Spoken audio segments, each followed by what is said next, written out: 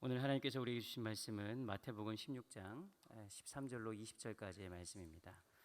마태복음 16장 13절로 20절까지의 말씀입니다. 같이 한 목소리로 저와 한 절씩 교독해서 읽도록 하겠습니다. 예수께서 빌립보 가이사랴 지방에 이르러 제자들에게 물어 이르시되 사람들이 인자를 누구라 하느냐? 이르되 더러는 세례 요한, 더러는 엘리야, 어떤 이는 예레미야나 선지자 중에 하나라 하나이다. 이르시되 너희는 나를 누구라 하느냐? 시몬 베드로가 대답하여 이르되 주는 그리스도시요 살아계신 하나님의 아들이시니이다. 예수께서 대답하여 이르시되 바요나 시몬아 네가 복이 있도다. 이를 내게 알게 한 이는 혈육이 아니요 하늘에 계신 내 아버지시니라. 또 내가 네게 이르노니 너는 베드로라. 내가 이 반석 위에 내 교회를 세우리니 음부의 권세가 이기지 못하리라. 내가 천국 열쇠를 내게 주리니 내가 땅에서 무엇인지 매면 하늘에서도 매일 것이요 네가 땅에서 무엇이든지 풀면 하늘에서도 풀리리라 하시고 이에 제자들에게 경고하사 자기가 그리스도인 것을 아무에게도 이르지 말라 하시니라. 아멘. 함께 따라하겠습니다. 반석 위에 세운 교회. 반석 위에 세운 교회. 주님의 이름으로 축복합니다. 할렐루야. 그리고 오늘 이 밤에 우리를 교회로 부르신 주님께서 지혜와 계시형을 우리에게 주셔서 우리를 부르시는 그 소망 또 그 풍성함이 무엇인지를 깨닫는 우리 모두, 그리고 특별히 우리 중국 북한, 중국조선이라고 하겠습니다. 중국조선 접경지역 비전 트립팀에게 넘치도록 함께 하시기를 진심으로 바랍니다. 여러분 모두 아시다시피 이제 다 알게 되셔서 저는 이제 최근 교회를 새롭게 섬길 부르심을 받고 긴장되고 두렵고 떨리는 마음으로 준비하고 있습니다. 많은 분들께서 제게 와서 축하한다는 말씀과 함께 목사님 많이 바쁘시지요? 이렇게 물어봐요. 이제 얼마 남지 않았기 때문에 매우 분주하고 바쁜 나날을 보내는 것이 응당 맞을 것 같은데 죄송스럽게도 안 바빠요. 생각한 것만큼 그렇게 바쁘지 않습니다. 뭔가 바빠야 될 것 같고 매우 분주하게 다니면서 이것저것 준비해야 될 것 같은데, 물론 조금 시간이 더 지나면 어떻게 될지 모르겠지만 제가 생각했던 것보다 바쁘지 않고 여유롭게 보내고 있습니다. 감사한 일이라고 생각해요. 분주한 시간을 보내기보다 섬기게 될 교회와 성도들을 위해서 잠잠히 기도하는 시간을 갖습니다. 기도의 대부분, 고민의 대부분은 결국 어떤 교회가 되어야 할까에 대한 부분입니다. 정말 하나님께서 원하시는 교회, 예수님께서 세우고자 하셨던 교회가 되고 싶은데 과연 그런 교회는 어떤 교회일까 질문해요. 제가 목사로서 우리 목사님들 다 마찬가지거든요. 목사가 하는 가장 큰 고민은 교회를 어떻게 섬길까, 어떤 교회를 만들어 갈까 하는 것이 우리 모두의 고백이고, 저 역시도 오랜 시간 대학원, 석사과정, 박사과정 하면서 또 교회에서 섬기면서 어떤 교회를 하나님 기뻐하실까 하는 것이 제 고민의 가장 큰 부분이었어요. 그럼에도 불구하고 새롭게 섬길 교회를 눈앞에 두고는 다시 한번 고민하게 되더라고요. 여러분은 과연 어떤 교회가 좋은 교회라고 생각하십니까? 여러분께서 지금까지 경험하셨던 지난 여러분의 삶, 역사를 돌아보면서 여러분께서 생각하시는 진실된 교회는 어떤 교회입니까? 그리고 성경은 도대체 어떤 교회가 좋은 교회라고 말씀하고 있을까요? 여러분, 근데요, 성경은 온통 교회에 대한 이야기잖아요. 그런데 예수님께서 말씀하신 교회의 모습이 어떠해야 되는지 여러분 구체적으로 가르쳐주고 있는 본문은 별로 없어요. 심지어 교회라는 단어가 등장하는 것도 이 사복음서에는 오늘 우리가 읽은 마태복음 16장과 18장 이 두 장에밖에 나오지 않습니다. 구체적인 주소가 주어지면 내비게이션 이렇게 찾아갈 수 있잖아요. 주소가 주어지면 거기에 맞게 따라갈 텐데 사실 성경은 이런 게 좋은 교회야 라고 정확하게 명확하게 우리에게 알려주지 않습니다. 흔히들 이 교회로 돌아가자, 이 교회의 모습을 회복하자고 말할 때 예루살렘 교회와 안디옥 교회를 통해서 그 교회의 본질을 깨닫곤 합니다. 그런데요, 그러면 예루살렘 교회가 더 본질적인 교회예요? 안디옥 교회가 더 본질적인 교회예요? 어느 교회가 더 바람직한 교회인가요? 여러분, 그걸 알 수는 없어요. 그 이후에 나왔던 수많은 교회들, 로마 교회들, 빌립보 교회, 데살로니가 교회, 에베소 교회, 요한계시록에 말하는 7 교회들, 도대체 어느 교회가 우리에게 모델이 될 수 있는 교회일까요? 성경은 사실은 정확하게 어떤 교회가 되어야 된다고 우리에게 모델로 보여주진 않습니다. 그래서 물론 그 교회들의 특징과 그 교회를 향한 하나님의 말씀을 통해서 오늘날 우리의 교회가 어떠해야 하는지 유추하고 그렇게 적용할 뿐입니다. 교회가 그렇게 세워질 당시에 성서의 교회와의 상황과는 지금 우리가 살아가는 상황이 매우 다른데, 그렇다면 우리는 무엇을 기준 삼아 교회의 모습을 결정해야 될까요? 여러분, 이것은 이 시대를 살아가는 목회자들뿐만 아니라 교회를 이루고 있는 우리 모두의 고백, 또 우리 모두의 고민 아닙니까? 여러분, 그럴 때는 어떻게 해야 될까요? 그럴 때는 다시 처음으로 돌아가는 것이 가장 좋은 방법이라 생각합니다. 예수님께서 언급하신 교회의 모습을 통해서 오늘 우리에게 주어진 이 숙제를 해결할 단서를 얻을 수 있다고 생각합니다. 그래서 예수님은 어떤 교회를 원하실까? 어떤 교회를 세우기를 원하셨을까? 또 어떤 마음으로 교회를 바라보기를 원하실까? 고민하는 마음으로 이 본문을 다시 살펴보았습니다. 사랑하는 여러분, 역시 길은 말씀 안에 있습니다. 말씀을 기억하고 말씀을 따라 살아가는 것만이 우리의 해답인 줄로 믿습니다. 말씀해 보니까, 말씀을 다시 한번 생각해 보니까 제가 다시 생각해야 되는 지점을 또 발견했습니다. 18절 말씀 함께 읽겠습니다. 시작. 또 내가 내게 이르노니 너는 베드로라. 내가 이 반석 위에 내 교회를 세우리니 음부의 권세가 이기지 못하리라. 어떤 교회를 어떻게 세워야 할까 스스로 질문했고, 또 누군가 어떤 교회를 세우고 싶으냐는 질문, 저한테 막 물어봐요. 목사님, 교회를 어떻게 섬기고 어떻게 새롭게 하고 싶으세요? 이렇게 물어보면 저만의 대답을 가지고 이런 교회가 되었으면 좋겠다고 열심히 대답합니다. 그런데 오늘 말씀은 주님의 교회를 세우는 것은 제가 아니라 주님께서 직접 세우신다고 말씀하고 있습니다. 우리 주님께서 당신의 교회를 세우신다 말씀하시니 어쩌면 어떤 교회를 세워야 하는지 고민할 필요가 없는지도 모르겠습니다. 아니, 제가 계획하고 또 스스로 노력하고 연구해서 세우면 어쩌면 그것은 주님께서 원하시는 교회가 아닐 수도 있겠다는 생각에까지 이릅니다.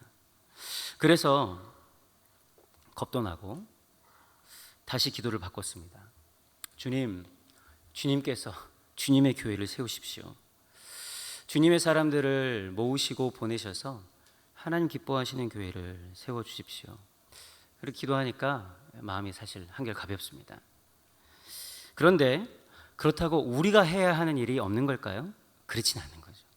우리가 무언가는 해야 될 것 같은데, 성경은 우리에게 그것을 말씀하고 있어요. 주님께서는 지금도 당신의 교회를 세우기 위해서 터를 찾고 계신다는 거예요. 당신의 교회를 세울 만한 터. 오늘 제가 집중하고 우리가 집중해야 할 부분은 바로 이것이겠지요. 우리 16절 말씀 한번 읽어볼까요? 16절 시작. 안 나오나요? 시몬 베드로가 대답하여 이르되 주는 그리스도시요 살아계신 하나님의 아들이시니이다. 그렇습니다. 예수님은 당신에 대한 분명한 신앙 고백을 찾고 계시는 거예요. 예수님께서 당신의 주인 되시고 구원자 되시고 살아계신 하나님의 아들이라는 이 분명한 신앙 고백을 반석 삼아서, 터 삼아서 당신의 교회를 세우신다고 말씀하고 있죠. 그래서 오늘 저와 우리들에게 요청하시는 단 한 가지는 우리 주 예수 그리스도를 향한 분명한 신앙 고백이라 믿습니다. 그러면 이 고백은 어떤 뜻이고 어떤 상황에서 고백된 것일까요? 우리 13절 말씀 한번 읽어볼까요? 13절 시작. 예수께서 빌립보 가이사랴 지방에 이르러 제자들에게 물어 이르시되 사람들이 인자를 누구라 하느냐. 여러분, 예수님께서 갈릴리에서 사역을 다 마치시고 이제 예루살렘으로 향해 가기로 결정하셨습니다. 예수님께서 이 땅에 오셔서 궁극적으로 행하고자 하시는, 물론 갈릴리에서 행하셨던 일도 예수님께서 궁극적으로 행하고자 하셨던 일입니다. 하나님 나라를 선포하고 회개를 선포하고 복음을 믿으라 말씀하신 그 일들. 근데 그것의 완성은 결국 예루살렘으로 올라가 고난당하시고 십자가에 죽으시고 부활하셔서 승천하시는 것, 그리고 당신의 남은 사역을 제자들에게 위임하시는 것, 이것이 예수님께서 행하고자 하셨던 궁극적인 사역이죠. 그런데 이 사역의 전반부, 그러니까 갈릴리에서 하는 사역들이 이제 다 마무리하셨어요. 누가복음에 보면, 누가복음 10장에 보면 뭐라고 되어 있냐면, 이때 예수께서 승천하실 기약이 차서 예루살렘으로 올라갈 것으로 굳게 결심하시고, 이렇게 얘기합니다. 갈릴리에서의 3년 정도의 사역을 다 마치시고 이제 마지막 얼마 남지 않은 당신의 사역을 행하기 위해 예루살렘으로 올라가기를 결정합니다. 결정했는데 예수님께서 예루살렘으로 안 가시고 빌립보 가이사랴라는 동네로 올라갔다는 거예요. 빌립보 가이사랴는 예루살렘으로 가는 방향과 여러분 정반대입니다. 지도를 보면, 지도 안 나와요. 지도를 준비를 안 했습니다. 갈릴리에서 북쪽으로 정확하게 45km 정도 올라가면 거기에 빌립보 가이사랴가 있습니다. 그런데 예루살렘은 거의 남쪽이거든요. 남서쪽 한 160km 정도 떨어져 있는 곳입니다. 갈릴리에서. 그런데 빌립보 가이사랴는 어떤 곳인가? 빌립보 가이사랴는 로마 황제 가이사 아우구스토가 헤롯 대왕에게 하사한 땅입니다. 헤롯 대왕은 이 로마에 가서 자신의 왕권을 얻기 위해 엄청나게 로비를 벌인 인물이거든요. 아주 정치력이 뛰어난 사람입니다. 어마어마한 돈을 뇌물로 바치고 자신이 유대 땅을 다스릴 분봉왕의 권한을 사가지고 오죠. 그러면서 이 가이사 아우구스토가 헤롯 대왕에게 이 빌립보 가이사랴 땅을 하사합니다. 그래서 그의 아들 빌립 2세가, 헤롯 빌립 2세가 그 땅을 정비해요. 도시로 만듭니다. 그래서 헬라와 로마 문명의 중심지로 멋지게 꾸미고 황제를 기념한다 해서 가이사랴라는 이름을 붙여요. 그리고 누가 만들었다고요? 헤롯 빌립이 만들었다고 그래서 빌립보 이렇게 이름을 붙입니다. 이게 빌립보 가이사랴, 가이사랴 빌립보라고 하기도 해요. 이곳은, 여기는 갈릴리 북쪽에 있는 곳인데 헐몬산 바로 남쪽에 있어요. 그 헐몬산은 비가 많이 오거든요. 그런데 그 땅이 다 석회질입니다. 그래서 비가 오면 그곳에 물이 다 땅속으로 스며들어요. 그래서 물이 어디서 터지냐? 지하수로 흘러왔다가 이 빌립보 가이사랴에서 빵 샘이 터집니다. 그래서 지금도 그 이스라엘의 연간 강수량의 50% 정도는 그곳에서 물을 대요. 굉장히 비옥한 땅입니다. 아주 좋은 땅. 헤롯 빌립은 이곳에다가 풍요와 다산의 상징인 판신전을 짓습니다. 그리고 로마의 황제를 숭배하는 아우구스투스 신전을 세워요. 그래서 명실상부 세상의 주인인 황제를 그 누구보다 열심히 섬기는 이가 나다라는 것을 선포해요. 야, 나만큼 황제를 위한 사람이 있는 줄 알아? 그럼 황제 도시에 누가 올까요? 시끌벅적하게 거들먹거리기 좋아하는 사람들. 나 역시 너만큼 황제를 위하는 사람이야 하는 사람들이 모여듭니다. 또 그런 사람들이 초록은 동색이라 그랬나요? 그런 사람들끼리 모여서 누가 더 황제를 위해서, 누가 더 로마를 위해서 기여하는 사람인가 각축전을 벌이는 곳이 바로 빌립보 가이사랴라는 곳이에요. 그곳에서 꽤나 권세와 부와 명예가 있는 사람들이 모여서 더 큰 권력과 더 많은 부와 더 큰 명예와 더 높은 자리에 오르기 위해서 자신들의 영향력을 과시하는 곳, 그리고 네트워크를 만들고 자신의 기반을 다지는 것이 바로 빌립보 가이사랴라는 곳이에요.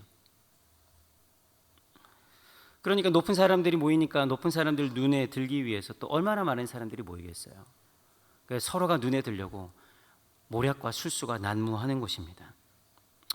예수님께서는 내가 내 교회를 세우신다고 선포하시기 전에 그곳으로 제자들을 데려가신 거예요. 그리고 제자들을 데려가셔서 이렇게 묻습니다. 세상 사람들이 나를 누구라고 하더냐? 이렇게 물어요. 세상 사람들이 나를 누구라고 하더냐? 어떻게 들었니? 그러자 제자들이 말합니다. 더러는 세례 요한이라고 하고, 더러는 엘리야가 나타났다고 하고, 더러는 예레미야가 다시 나타났다고 합니다. 그렇게 유명한 선지자 중에 한 분, 선지자 같은 한 분이라고 말합니다. 그렇습니다. 당시 갈릴리에서 한 45km 떨어진, 지금이야 45km가 저기 서울 어디쯤 광진구쯤 되려나요? 성수쯤 되겠군요. 지금이야 성수에 1시간도 안 되는 시간에 다녀올 수 있지만 당시에 45km면 하루를 꼬박 가야 갈 수 있는 거리, 아주 멀리 떨어져 있는 거리입니다. 그 갈릴리 촌구석에서 예수님은 나름 핫한 인물이었어요. 선풍적인 인기를 끌고 있었습니다. 그 세상 사람들의 눈에도 예수님은 비범한 분이셨죠. 그래서 사람들이 심지어는 예수님을 왕으로 삼으려고 하기도 했고, 예수님을 따라다니는 사람들이 계속해서 늘었습니다.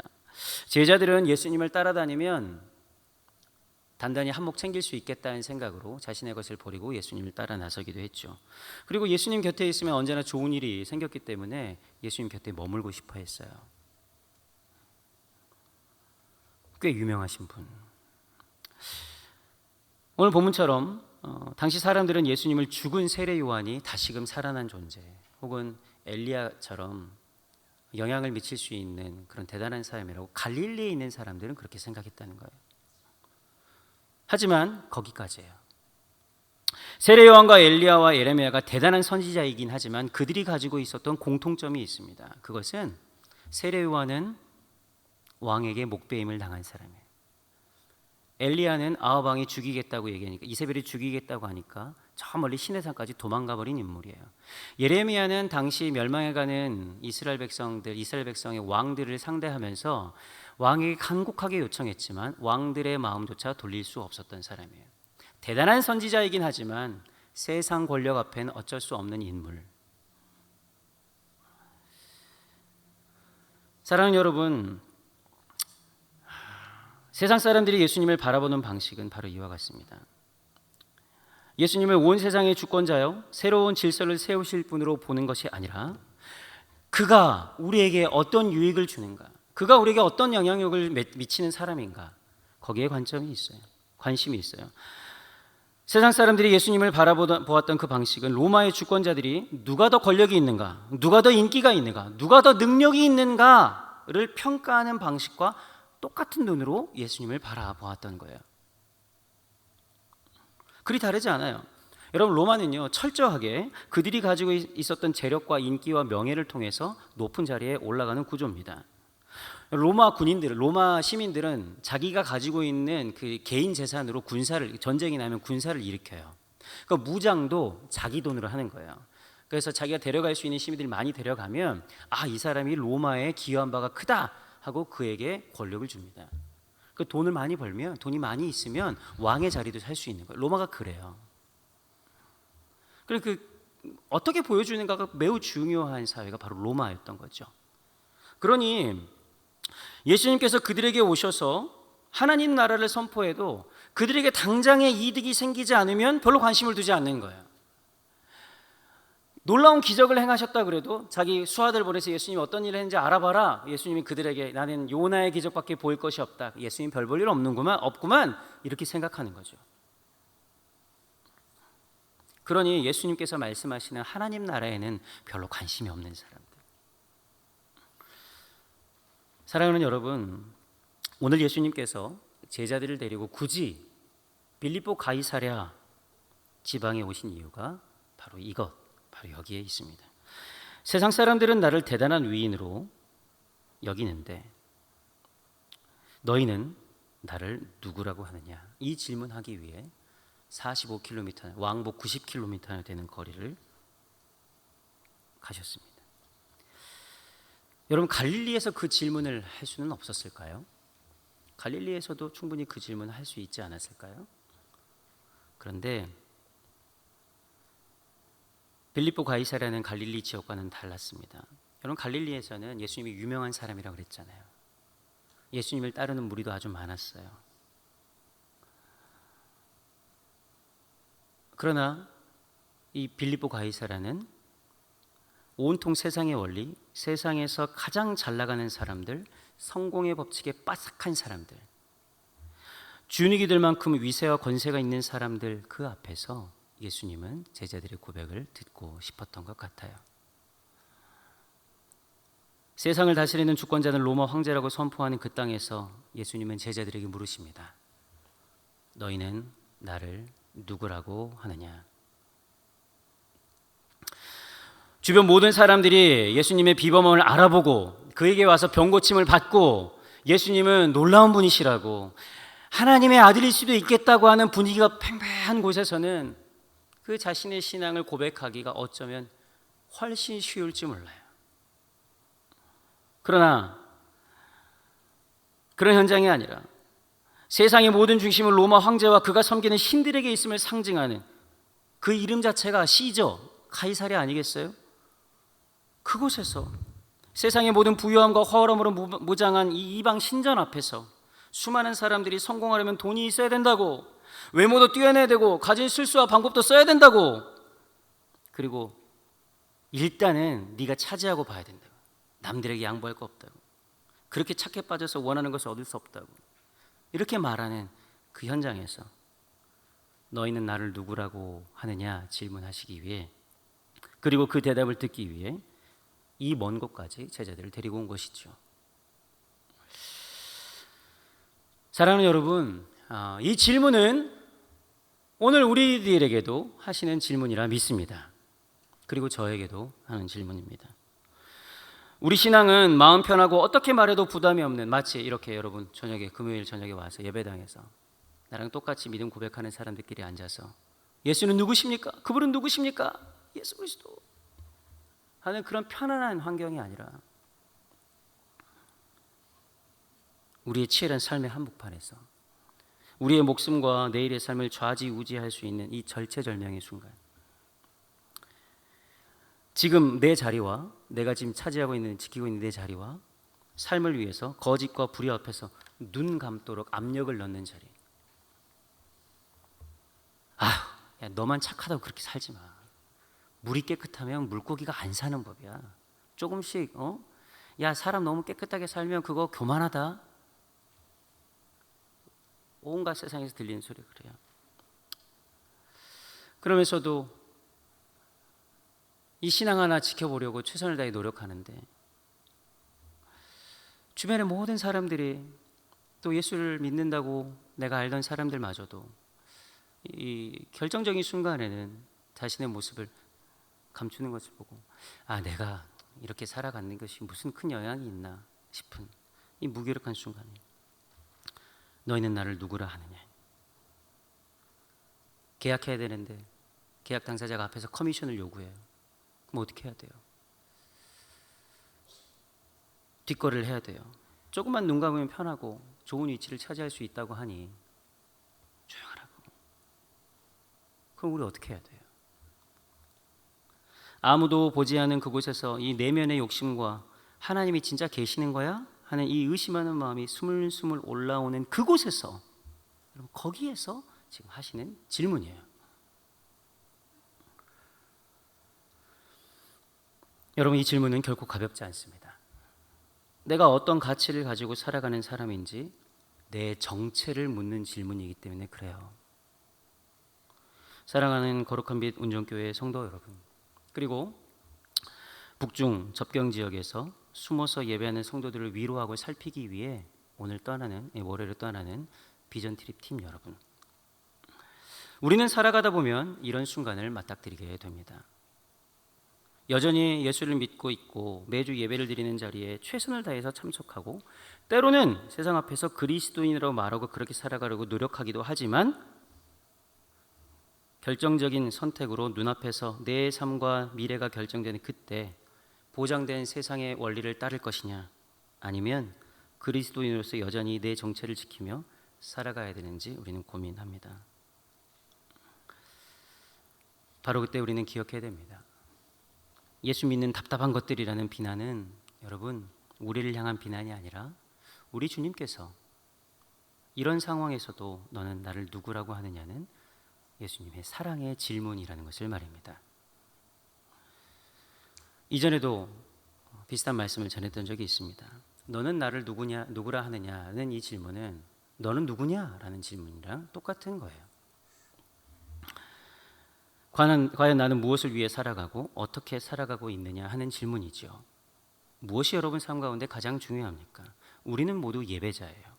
하나님을 예배하든지 내가 중요하다고 생각하는 것을 예배하든지,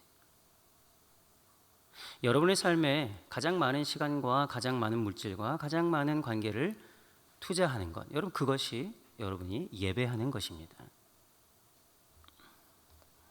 예수님은 예루살렘 고난길, 문자 그대로 죽음의 길로 출발하시는 이때에 제자들에게 그것을 분명히 묻고 싶으셨어요. 이것이 고백되지 않으면 우리 주님과 동행할 수 없고, 주님께서 십자가에 죽으시고 부활하시고 승천하신 후 당신의 남은 사역을 맡길 수 없는 거예요. 바로 이 상황에서 베드로가 대답합니다. 주는 그리스도시요 살아계신 하나님의 아들이십니다. 할렐루야. 이 고백이 우리의 고백되기를 원합니다.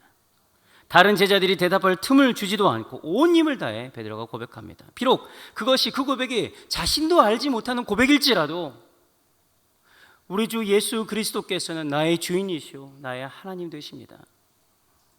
예수님은 이 고백을 기다리셨어요. 이 고백 위에 당신의 교회를 세우기로 선포하십니다. 판신전과 로마 황제의 신전은 바위를 깎아서 영원하도록 만든, 여러분 지금도 그런 적이 있거든요. 영원하도록 그 위에 세웠지만 나는 네 고백이야말로 반석이 되어서 영원한 나의 교회를 그곳에 세우겠다 말씀하세요. 그 위에 하늘의 권세를 더하셔서 천국 열쇠를 주시고, 땅에서 무엇인지 매면 하늘에서도 매이고, 땅에서 풀면 하늘에서도 풀리는 권세를 우리에게 주시겠다고 말씀하셨어요. 여러분, 이게 얼마나 놀라운 일입니까? 이게 얼마나 영광스러운 일이에요. 때문에 새로운 여정을 출발하는 저에게, 그리고 우리 비전 트립 팀에게, 또 이 땅에서 교회로 살아가는 우리들에게 오늘 묻는 거예요.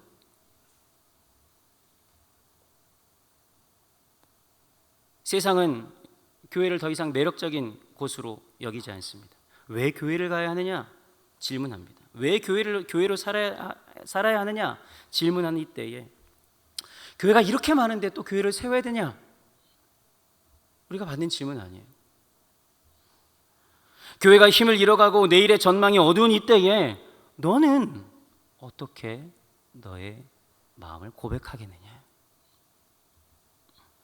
축적된 힘이 많지도 않고 주변의 접근성도 좋지 않은 환경에서 교회를 소망하는 제게 주님도 묻습니다. 너는 나를 누구라고 하느냐? 우리는 각자의 삶의 고백으로 이에 대답해야 됩니다. 왜냐하면 그것이 예수님께서 당신의 교회를 세우신 유일한 반석이라고 말씀하셨기 때문이에요. 여러분, 그것이 완전하고 완벽한 고백이 아니어도 좋습니다. 예수님은 베드로가 충동적으로 순간 실수로라도 그렇게 고백했을지라도 그 고백을 테이크 하셨어요. 맞다, 바요나 시모나, 너의 고백은 네가 스스로 한 것이 아니라 하늘아버지께서 너에게 주신 것이다. 사랑하는 여러분, 예수 그리스도를 주라 고백하는 사람은 어떤 사람입니까? 자신이 종이라는 것을 고백하는 사람이에요. 자신이 인생의 주인공이 아니라 하나님께서 내 인생의 주인이시니 마음껏 사용하라고 내어드리는 사람입니다. 내가 주인이 아니라고 고백하는 사람들은 오직 겸손함으로 남을 나보다 낮게 여기고 자기의 일을 돌아볼 뿐만 아니라 다른 사람의 일을 돌아보는 사람, 말하기보다 듣기를 속히 하는 사람이죠. 여러분, 예수를 그리스도라고 고백하는 사람은 내가 죄인인 줄 알고 오직 하나님만이 나를 구원하실 자라고 고백하는 사람입니다. 광야 한복판을 걷는 것 같은 고통 속에서도 결국 우리를 구원하실 이가 하나님 한 분이신 줄 알고 그 하나님께 우리의 삶을 의탁하는 사람, 바로 그것이 그리스도라는 고백이에요. 우리 염려하지 않고 두려워하지 않는 사람, 밀려오는 인생의 파도 앞에서도 세상의 방식을 따르지 않고 오직 우리의 왕이요 선지자요 제사장 되신 예수님을 따라 은혜의 보좌 앞으로 나아가겠다고 결정하는 사람, 바로 그 고백이 예수가 그리스도라고 하는 고백이에요. 예수께서 하나님의 살아계신 하나님의 아들이라는 고백은 온 세상을 창조하시고 구원하신 하나님께서 오늘도 여전히 우리와 함께 살아계셔서 우리의 예배 받기를 즐겨하신다는, 그래서 우리는 또 예배의 자리로 나아가겠다고 결정하는 사람인 거예요. 교회는 이 반석 위에 세워지는 줄로 믿습니다. 베드로의 고백 위에 예수님께서 당신의 교회를 세우셨듯 여러분, 제가 그런 사람 되도록 기도해 주십시오. 그리고 오늘 우리가 북한 중국 접경지역, 참 말이 어렵네요. 여러분 만나는 반석교회, 여러분 이름도 너무 놀라요. 반석교회. 그 북한 지하교회에서 이 믿음의 반석 없이 교회가 세워질까요? 그러나 여러분, 어느 누구도 그들을 환영하거나 우호적이지 않은, 오히려 발각되면 죽을 수밖에 없는 그런 상황에서 그들이 주는 그리스도시요 살아계신 하나님의 아들이라 고백하기에 그곳에 주님께서 교회를 세우신 줄로 믿습니다. 그 교회는 영원할 거예요. 왜냐? 그 반석 위에 내가 내 교회를 세우리니 음부의 권세가 결코 무너뜨릴 수 없다고 우리 주님이 약속하셨기 때문입니다. 우리가 통일되는 날, 그날 저 북한 접경 지역에 있는 반석교회 성도들을 얼싸안고 예배할 수 있는 유일한 근거가 무엇입니까? 그들이 믿음의 고백 위에 스스로가 교회되어 하나님 앞에 예배하는 이유 아닙니까? 그런데 만약 우리가 거룩한 빛 온전교회가, 그리고 이 땅에 한국의 교회가 주는 그리스도시요 살아계신 하나님의 아들이라는 고백을 잃어버린다면 외형은 남아있을지라도 영원한 교회가 될 수 있을까? 그것은 오늘 우리를 향해 질문하신 그 질문에 우리가 어떻게 응답하느냐에 달려있는 줄로 믿습니다. 사랑하는 여러분, 우리의 인생 또한 우리 주님은 이 믿음의 반석 위에 세워지는 줄로 믿습니다. 왜냐하면 우리가 교회이기 때문에 그래요. 예수님은 산상수훈에서 이렇게 말씀해요. 산상수훈을 정리하면서 이렇게 말씀합니다. 그러므로 누구든지 나의 이 말을 듣고 행하는 자라야 그 집을 반석에 지은 지혜로운 사람 같으리니 비가 내리고 창수가 나고 바람이 불어 그 집에 부딪히되 무너지지 아니하나니 이는 주추를 반석 위에 놓은 까닭이라고요. 어떤 사람은 이 말씀을 듣고 행하는 자라. 여러분, 믿음이 뭐예요? 믿음은 선포된 하나님의 말씀이 그러한 줄로 믿고 그렇게 살아가는 사람이에요. 이 암과 삶이 분리되는 게 성경에서는 믿음이라고 말한 적이 없어요. 이 지혜로운 반석 위에 집을 짓는 사람, 이 믿음 위에 자신의 인생을 세우는 사람인 것이지요. 말씀을 따라 살 때 당장에 내 손에 확실한 보증이 주어지는 것 같지 않아도 말씀을 따르는 사람에게 주님께서 약속하세요. 천국 열쇠를 내가 내게 주겠다고요. 여러분, 우리가 분주한 시대, 부족한 시대, 불만족한 시대를 살아가면서도 왜 교회에 와야 하고 왜 여러분 교회에 와서 주 앞에 예배하십니까? 그것은 다시 한번 말씀드리지만 주님께서 우리를 교회의 반석으로, 그 위에 세워진 교회로 부르셨기 때문에. 에베소서 2장 19절에서 21절까지 함께 읽겠습니다. 그러므로 이제부터 너희는 외인도 아니요 나그네도 아니요 오직 성도들과 동일한 시민이요 하나님의 권속이라. 너희는 사도들과 선지자들의 터 위에 세우심을 입은 자라. 그리스도 예수께서 친히 모퉁이 돌이 되셨느니라. 그의 안에서 건물마다 서로 연결하여 주 안에서 성전이 되어가고 너희도 성령 안에서 하나님이 거하실 처소가 되기 위하여 그리스도 예수 안에서 함께 지어져 가느니라. 아멘. 사랑하는 여러분, 우리는 모두가 그리스도의 몸의 지체인 줄로 믿습니다. 그 교회를 통해서 하나님의 영광의 풍성함과 부르심의 소망을 누릴 수 있습니다. 우리의 삶이 허기지고 향방을 잃고 낙담이 찾아오는 것은 이 땅에서 그리스도의 영광을 충만하게 채우는 교회로 살아가지 못하기 때문이에요. 교회는 그의 몸이니 만물 안에서 만물을 충만하게 하시는 이의 충만이다. 에베소 1장에서 얘기해요. 그 충만함을 누리지 못하는 이유는 내가 교회가 되지 않기 때문입니다. 우리의 인생의 의미가 어디에 있는지, 어디에서 삶의 가치를 발견해야 할지 고민되는 사람일수록 여러분, 교회 안에서 그리스도의 몸을 이루는 신앙 고백을 통해 우리의 삶의 목적과 방향을 우리는 발견할 수 있게 되는 거예요. 북한 접경 지역으로 비전 TV를 떠나는 지체들께 축복합니다. 어쩌면 우리가 힘겨운 상황에 놓인 그분들을 위로하기 위해 간다고 생각할지 몰라도 우리가 분명히 동일한 믿음의 고백 위에 세워진 그리스도의 몸을 이루고 있는 한 형제와 자매라는 것을 여러분 깨닫고 오실 것이 확실합니다. 오히려 우리가 위로를 얻을 거예요. 오히려 우리가 도전을 받을 거예요. 그리스도를 향한 분명한 믿음의 고백이 아니고선 교회가 세워질 수 없는 곳이기 때문에 더 확실하지 않습니까? 그곳에 주의 교회가 분명히 세워져 있음을 보고 하나님의 교회는 하나님께서 세우신다는 것을 증언한 증인으로 변화되어 돌아갈 줄로 믿습니다. 사랑하는 성도 여러분, 이 영광스러운 자리에 여러분을 초대합니다. 교회가 되는 곳, 교회를 이루는 곳, 교회를 세우는 곳, 그곳에 우리 주님께서 여러분을 초청하십니다. 한 가지 에피소드만 말씀드리고 말씀을 마치려고 합니다.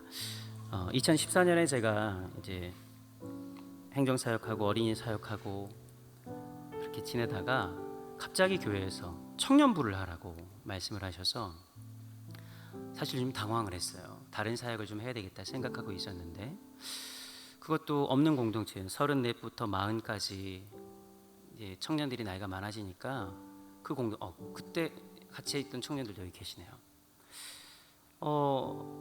근데 제가 뭘 어떻게 해야 될지 잘 모르겠더라고요. 제 청년부에서 찬양인도를 오래 했지만 청년 사역을 어떻게 해야 되나 그래서 고민이 돼서 신뢰하는 선배한테 전화를 했습니다. 형님, 제가 갑자기 청년부를 하게 됐는데 그것도 없는 공동체를 만들려고 하는데 이거 어떻게 해야 될지 모르겠어요. 그랬더니 선배가 제게 그냥 한 가지 얘기해요. 현재야, 뭐 하지 마라. 뭐 하지 말고 그냥 사랑해라. 죽도록 사랑해라. 그러면 방법이 보일 거다. 길이 열릴 거다. 굉장히 불안했던 제 마음에 우리 선배 목사님의 이야기가 제게 큰 힘이 되었어요. 그래, 사랑하기로 결정하자. 어떻게든지 사랑하자. 여러분, 그 공동체가 얼마나 행복했는지 몰라요. 2년 동안 제가 60명 정도를 받았는데요. 2년 동안 32커플이 결혼했어요. 진짜예요. 32커플이 그럼 공동체가 없어져야 되잖아요. 2년 뒤에 똑같은 숫자가 여전히 계셨어요. 여러분, 사랑하기로 결정하는 거예요. 옆에 계신 분들을 사랑하기로 결정하십시오. 여러분, 교회가 되셔서 여러분에게 허락된 인생을 사랑하기로 결정하십시오.